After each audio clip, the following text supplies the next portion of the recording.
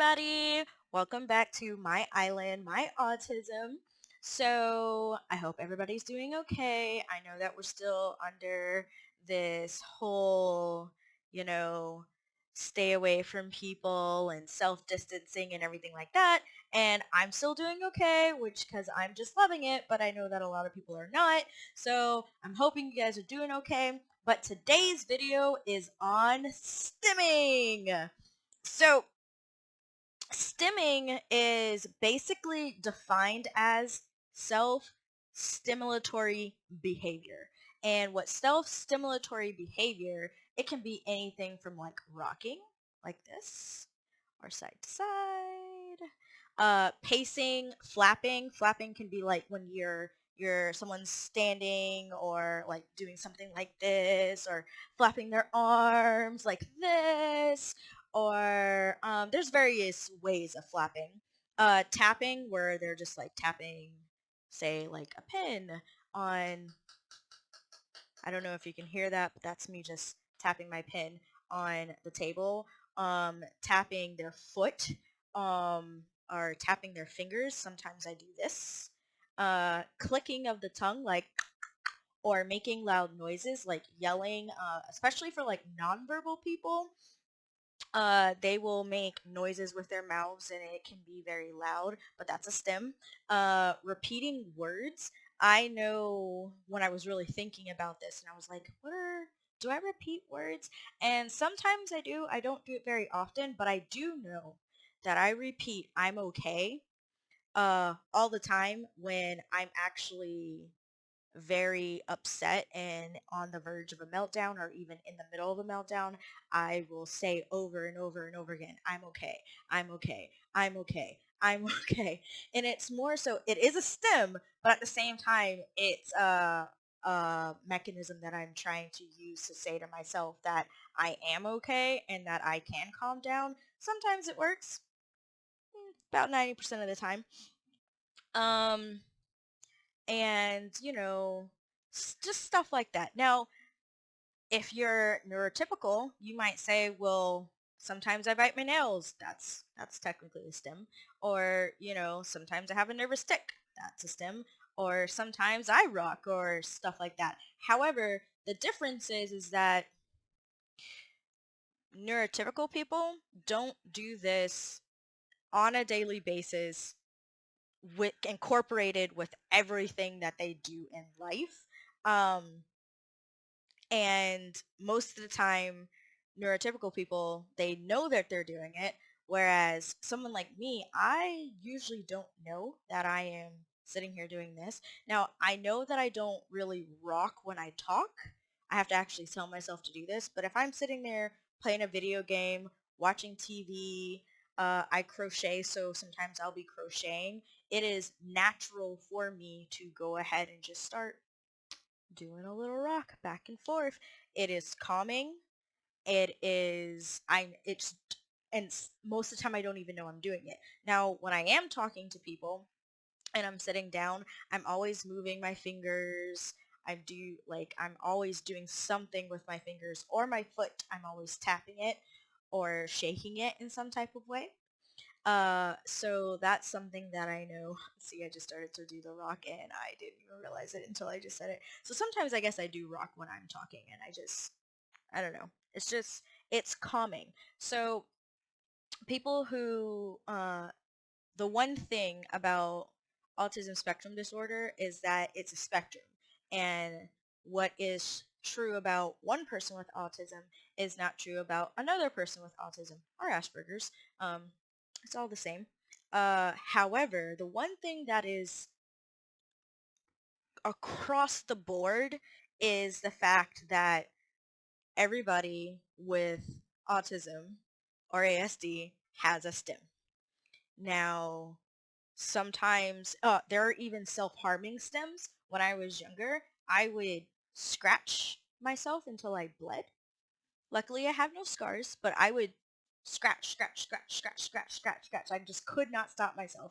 Um, and I don't even think my mother knows this, but sometimes when I got really upset when I was younger, I would actually go like into my room, into my closet, and bang my head up against the wall, and that is self-harming. It's not a good stim. Uh, so we try not to do the bad stems and replace them with the good stems. Um, the thing is that the world in general doesn't see stemming as normal. It's not accepted. Thus, sometimes it can be kind of hard when you, as a person with autism, needs that stem to calm them down, because I stem for various reasons. I stem just to stem. And like I said, I don't even notice when I'm doing it. So sometimes people are like, "Are you okay?" And I'm like, "Yeah, I'm fine." I'm like, "Why?" And they're like, "Oh, you're just rocking." I'm like, "Oh." you know?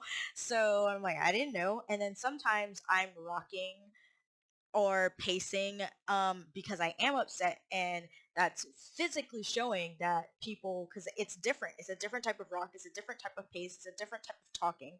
It's a different type of repeating. It's different. And my friends and family have come to see and learn that, oh, that's just a regular one. She's fine, whatever. And then, oh, wait, that's one where we might want to, see what's going on. A prime example of one that happened that sticks out in the forefront of my mind that I didn't see happening and I didn't realize was happening, but my friend did, was a trip to the museum. So we went to the museum here. It was free for the day, and there was great exhibits. There was a wonderful, wonderful, wonderful women Native American exhibit. On the downstairs, and it was quiet. There were a lot of people, but it wasn't packed. So I was able to take my time and go from place to place, and be in my own little world with my friends and enjoy myself. However, upstairs was like, I don't know, I don't want to say the wrong year. Maybe it was the 50th anniversary of Hungry Hungry Caterpillar, which I loved as a child, and it's still great now. The author has multiple books that I've read, some I haven't even heard of, but we went upstairs to take a look at that exhibit, and total change, game changer. Oh my gosh. Of course, it's Hungry Hungry Caterpillar. So there's lots of kids. Oh my gosh, where there's so many kids. And I love kids, but there were a lot of kids and they were very loud. So I was wearing a hoodie because it was chilly that day, and hoodies have strings. And as we were walking around to the different exhibits with the kids and the noise and everything like that, I started pulling at the string like this. I was doing this motion on my string, and I just kept doing it. I kept doing it, and that's not a normal stem for me. So my friend noticed me doing this, and the more I did it, the faster I did it. She was like, oh, sorry, the camera had to readjust. She said, "Let's go outside." She was a smoker, so she's like, "I need a smoke break." So she deflected it to not say, "Hey, you need to go outside." She said that she wanted to go outside, which caused me to go outside, which prevented me from having an actual meltdown from overstimulate from oversensory, not overstimulating. Well, it is overstimulating, but I was becoming so overwhelmed, and she noticed this in my stem because I wasn't saying anything. And when she asked me if I was okay, I thought I could handle it. So my answer was yes, and she just chose to take me out of that situation, which was the right thing for her to do.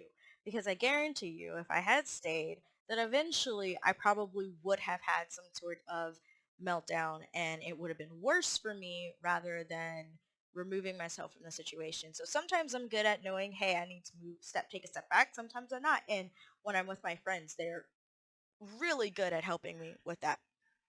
So I say all of that to say that if you think back to the video of where I said new situations cause me to have meltdowns, and I didn't have the thing that grounded me because I didn't want to bring Fluffington with me because I feared how the world would think and all this other stuff, and how I'm just like, whatever now. However, I spoke with my therapist about this, and she told me about this wonderful, website called stemtastic.co. I'll put it in the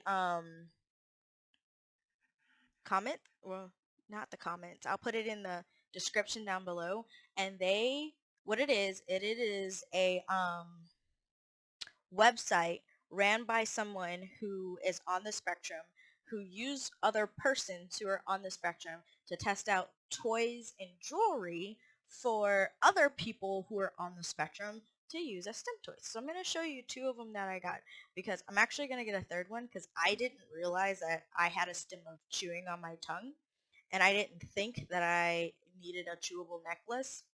I need a chewable necklace. Um, so I'm gonna do that. But I wanted to show you guys this necklace. I'm gonna put it up here. Let it kind of. So what this necklace does is that, if you can see it, it kind of moves around. So all of these spin.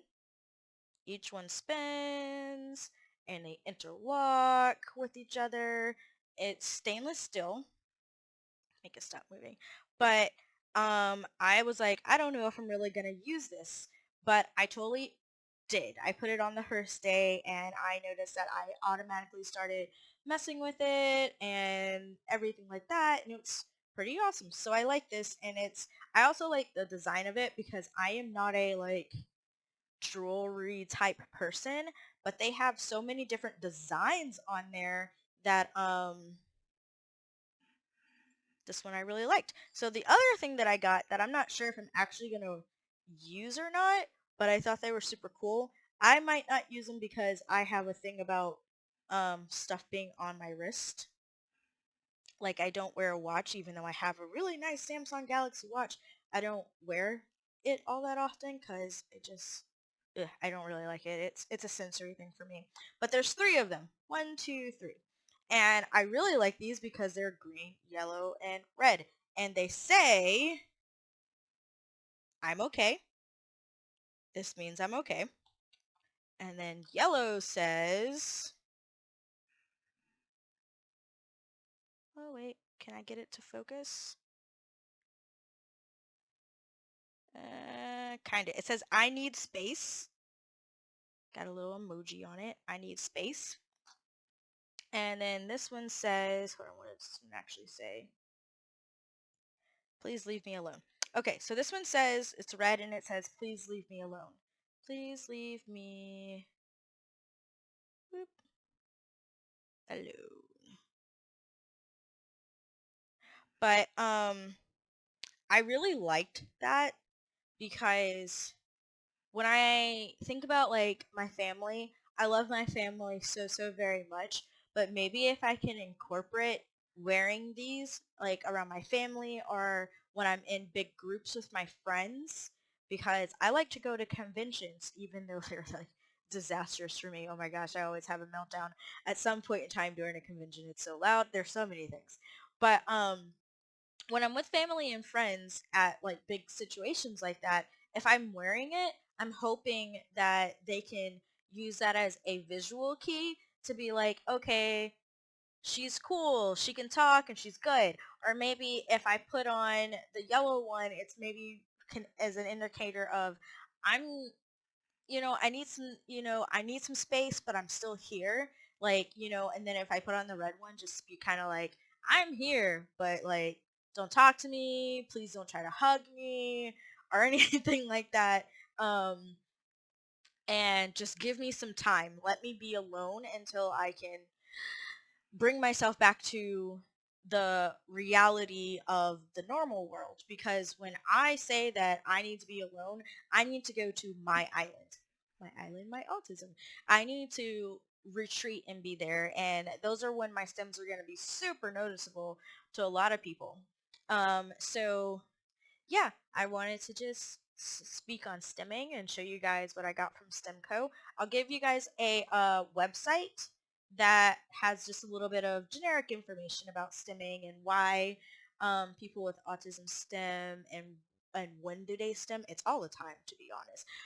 The why is, we're really not sure why. It's just part of our brain chemistry. And that's the difference between a neurotypical person doing something that is like a habit or a fidget versus someone with ASD who does it all the time, because it's not really stoppable. One thing that my mother used to really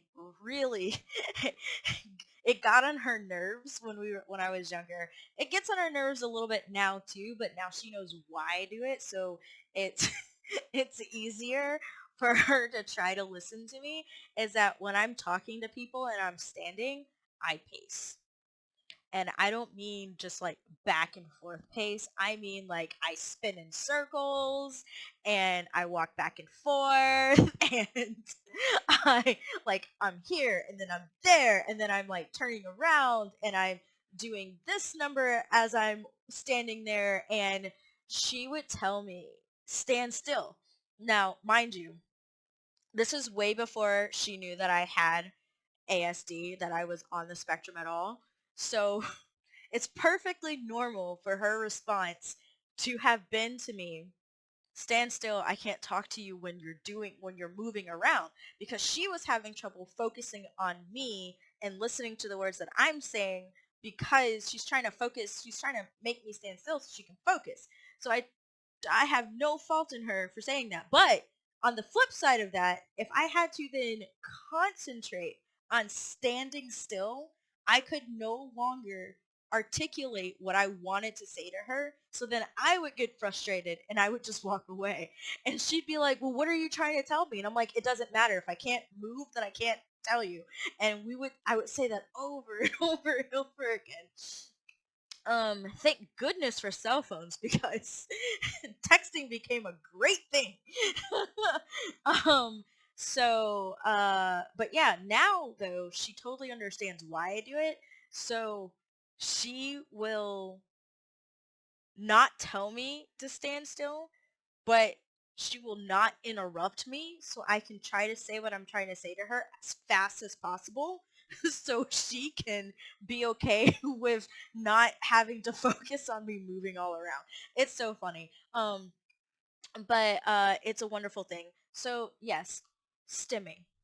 If you have any questions or any comments, please put them down below, because recently I found out that from various people that these little videos are actually helping people, and I love that and I want to continue to do that. So um, when people message me, DM me directly, I like that too. But sometimes I'm like, hey, that's something that I bet you somebody else was wondering, and if you comment about it, then I can reply and then everybody could see it, because maybe they don't feel as comfortable at, speaking their mind.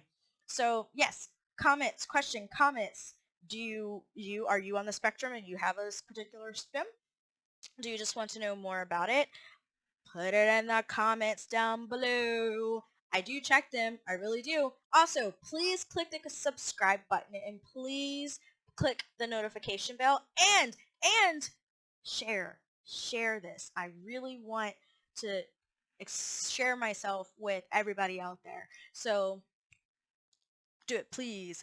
Anyways, always remember, stay uniquiscent, and look for another video in a couple of weeks. Maybe sooner. Just depends on how I feel. Bye, everybody.